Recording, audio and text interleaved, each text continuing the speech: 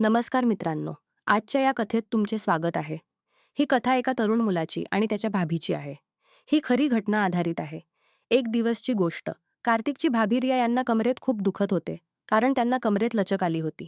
कार्तिक रियाच्या बेडरूममध्ये आला आणि म्हणाला, "चला भाभी, आपण झोपा. मी तुमच्या कमरेवर बाम लावून हलकी मालिश करतो, म्हणजे राहिलेला दुखी बरा होईल." रिया त्याला नकार देत म्हणाली, "नाही, राहू दे कार्तिक, मी स्वतः करेन." कार्तिक म्हणाला, "फक्त बाम तर लावून घ्या, पण मालिश करणे कठीण होईल." मी मदत करतो. यामुळे तुमचा बाकीचा दुखी बरा होईल." असे म्हणून कार्तिक खुर्चीतून उठला आणि बेडवर रियाजवळ आला. त्याने तिला झोपायला सांगितले. "सांगा कुठे लावायचे?" रिया कार्तिकची सहानुभूती आणि काळजी पाहून आता त्याला मना करू शकली नाही. खरं तर वेदनेचा बहाणा करून कमरेपासून थोडी वर केली आणि म्हणाली, "इथे लावा." कार्तिकने कमीच कमरेपासून थोडी वर केली आणि म्हणाली, "इथे लावा." कार्तिकने बाम आपल्या बोटाईवर मलू लागला. त्याचे हात रियाच्या पाठीवर पडले. तिला एक सुकून जाणवला.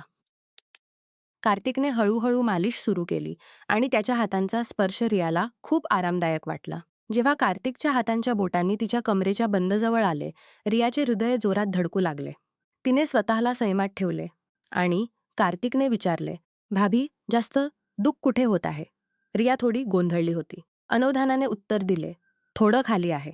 कार्तिकने पुन्हा थोडं खाली बाम लावायचा प्रयत्न केला.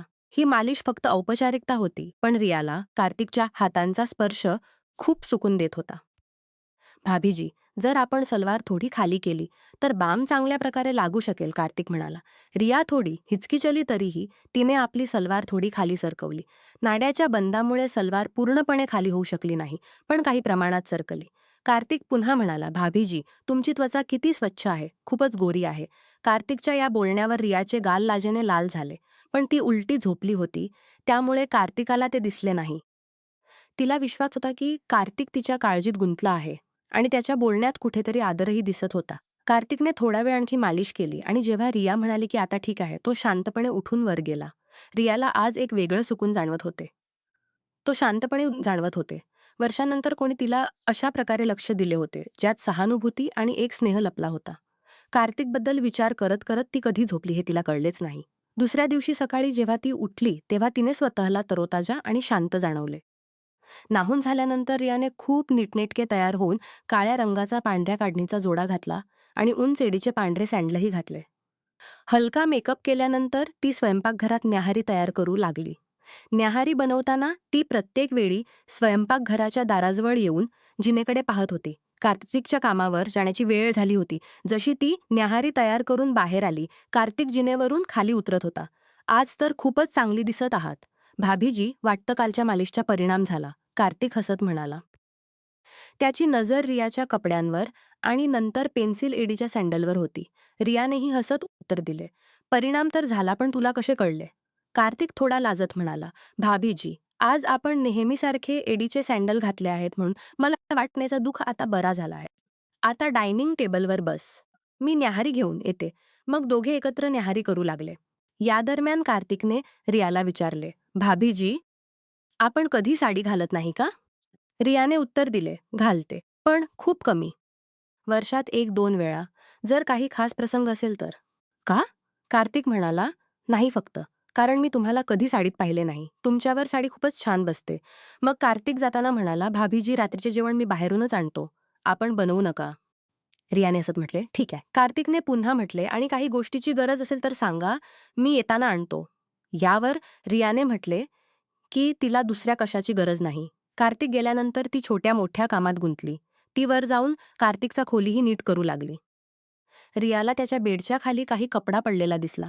तिने खाली वाकून तो बाहेर काढला, तर तिच्या डोळ्यांची पापे फाटली. तो एक पांढऱ्या रंगाचा रेशमी अधोवस्त्र होता, जो कदाचित एखाद्या मुलीचा असेल. रियाने तो लक्षपूर्वक पाहिला आणि समजले की कोणाची वैयक्तिक वस्तू असू शकते, जी चुकून इथे राहिली असेल.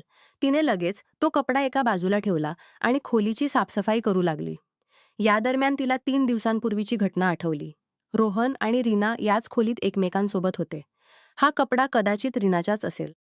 कपडा उचलून पाहिला तर त्यावर काही पांढरे डाग दिसले. तिला समजायला वेळ लागला नाही की ते लोक कसे आहेत.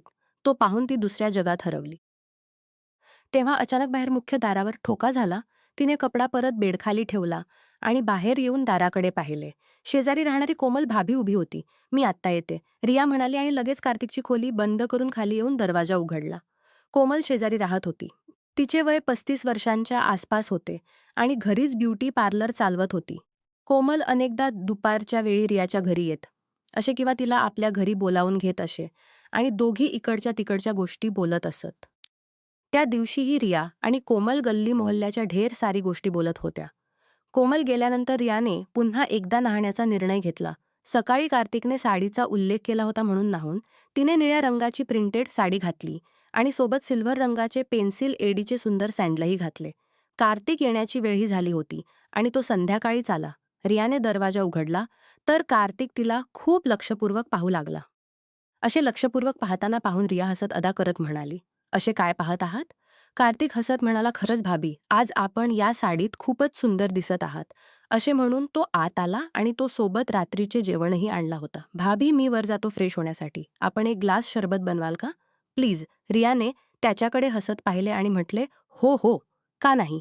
त्यानंतर कार्तिक वर गेला आणि फ्रेश होऊन जेव्हा खाली आला तेव्हा त्याने आरामदायी टी शर्ट आणि शॉर्ट्स घातले होते. रियाने शरबत बनवले आणि त्याला आपल्या बेडरूममध्ये घेऊन आली.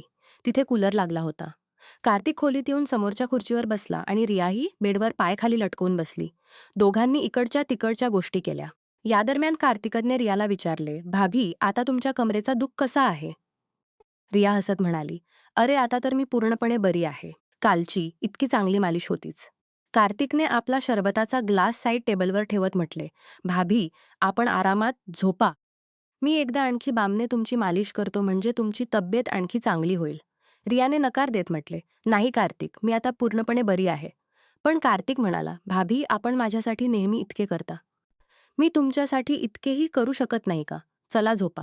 रियाने त्याची गोष्ट टाळता आली नाही आणि रिकामा ग्लास टेबलवर ठेवत म्हटले, "अच्छा बाबा, तू मानत नाहीस, झोपते.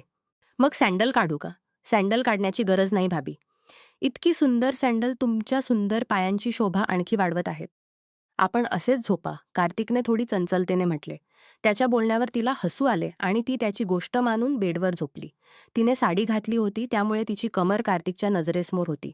कार्तिकने बाम बोटांवर लावला आणि रियाच्या कमरेची मालिश करू लागला.